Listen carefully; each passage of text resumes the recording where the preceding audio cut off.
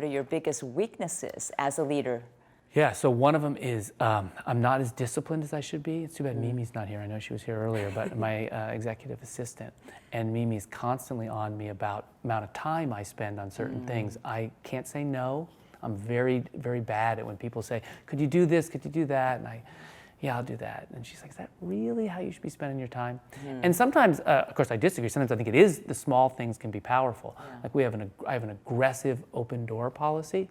So I tell people constantly, if you're traveling from another city and you're coming to the San Francisco office, stop by, come in. I want to talk to you. And well, about what? Whatever's on your mind. And I do that a lot. You're surprised. Most people still don't do it, even with the encouragement.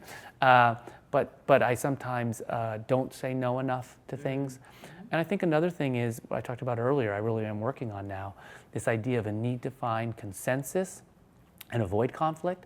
I think I have to get even better now that I'm aware of it at saying, we have to let there be some discomfort. You don't have to solve the problem right away. Sometimes we let us stew with it a little bit and let people have a little bit of conflict, so we will, in the end, come up with a better answer, as opposed to just a quick answer. And I like to solve things quickly, and sometimes I think you let things ruminate a little bit.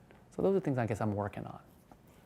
So going back to the earlier thing that you said about having trouble saying no, what are you doing to work on that? How do you, because it is hard to say, no sometimes, because most of the requests are good, and they're for good causes, good purposes. Yeah, no.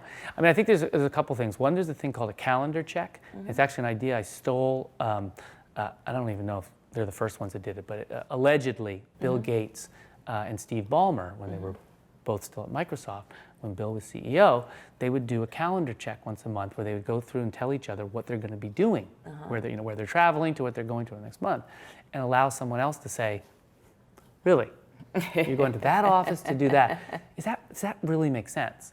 And so having that idea of working with a partner to say, let's review in advance, not once you've already done it, what we're doing, and should we be shifting that focus? One of the things for me that's really interesting is international is important to DocuSign.